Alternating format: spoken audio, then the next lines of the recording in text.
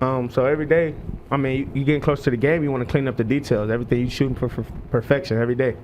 So every day you come to work, you got to lock in. You got to have a different mindset. You got the same mindset every day, Monday through Friday, or whenever you're going. You got to come with the same mindset.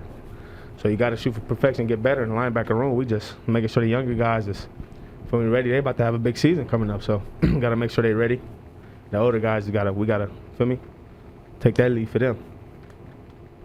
Hey, Darien, Chris Cartman, son of a source. Even a couple years ago, when you were younger, you were always pushing your teammates, being vocal in practice, all that.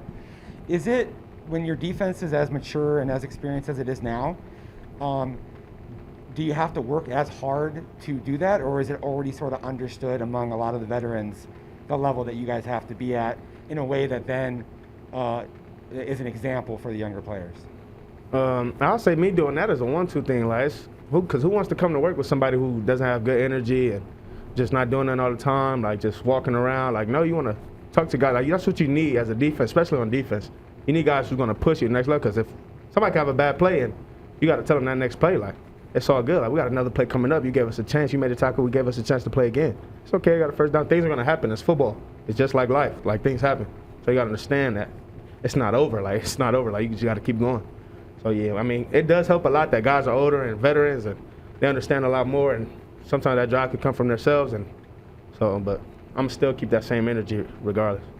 Can you feel a difference or see a difference of how the culture is set now versus the way it was 3 years ago? Most definitely. Guys have grown, like coaches have grown. Like coaches talk about us and grown, how Ern speaks about how, you know, the linebackers, me and Merlin and Kyle, how we've grown so much. But seeing him as a coach, he's grown for sure. You could just see it in the way he watches practice and the way he watches walkthroughs, and all the coaches, AP, linebacker coach, Coach Clay, who's, you feel me, he's making sure we getting out. I thought in the spring, you know, he was still learning the playbook. He came back fall camp, like, on it, like, he was ready. So you could tell guys are growing around the building. It's just the energy around the building it just drives you to grow. That's it.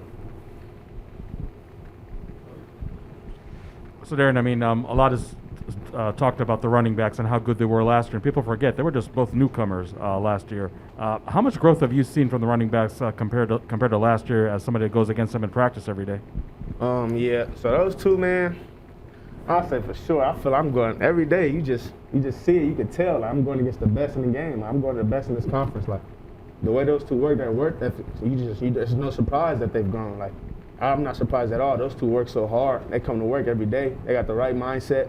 They push their leaders on and off the field. They're leaders. So seeing that from them two, that's just what you need. Those are the running backs you want to play with. What's up, Darien? Zach Keenan here with Devil's Digest. It must be a crushing blow to lose Jermaine right now, especially with what he's been through in his personal life in the past year. I'm just asking you, how much of a blow is it without Jermaine? A lot, man. It's just something like that hurts us, man. But I won't speak too much up on it. I just praying for him, and all he just got done with surgery, and I'm just praying he gets better. If he gets back, you know, I know he'll be ready to roll. He's gonna handle his thing. Other than that, I'm just praying for him right now. I know he'll be all right. Who are some of the guys who have stepped up to fill that spot?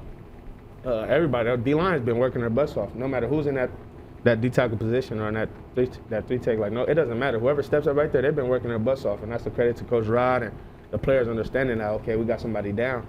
Somebody got to step up. We need guys who's going to step up and fill his role. And guys have been busting their butts. So it's just, I appreciate it all from them all.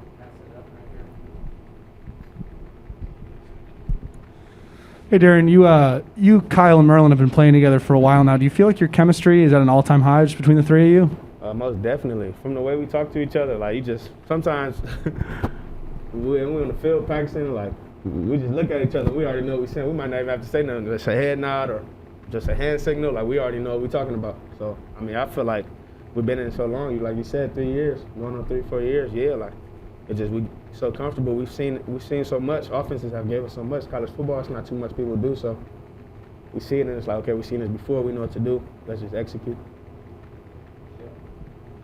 Michelle Gardner, Arizona Republic.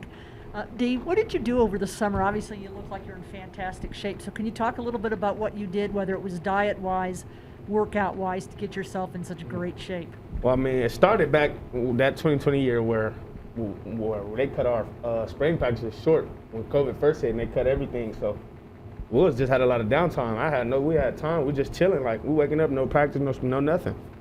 So I'm like, I mean, I can't just get out of shape. When football come back, we got to be ready to go. So I just did my best to stay in shape, continue to work hard, and then the results just came out. However they Anything were. special diet-wise, or things you cut out, or? Most definitely. I mean, I was laying back on a lot of certain foods that I feel I didn't eat. I'm a guy. I like to eat snacks, and I like to grill. I like to eat, man. So, but I mean, I understood. Like, I knew what I had to do. I understood the task. So. Hey, Darien, Gabe Swartz, Devil's Digest. Yesterday when we were talking to Coach Edwards, he was saying that he'll stand on the sidelines next to guys and ask, "You good?" before you guys head back out to play. Mm-hmm. What are those conversations like with him, and how do you kind of get yourself ready to play on game days? Man, somebody like Coach Hearn talking to you before a play or something, he gets you going. He's somebody who he just checking up on you, but that's somebody you proud, like you happy. Like, I'm glad I'm playing for this man. Like, I get to step on this grass and everything I got for this coach. Like, I appreciate what he's done for us and these teams. Like, this team, he's done so much for us. Like, I'm proud of him. I appreciate him to the fullest, changing lives.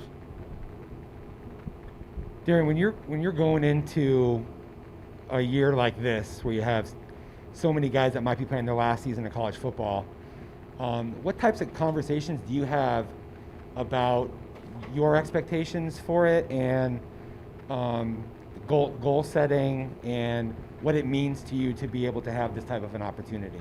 I mean, like, you seen guys, seniors who returned to college football who could have had a good chance to leave and pursue their dreams at the next level, but they came back and they stayed. They didn't stay for no reason.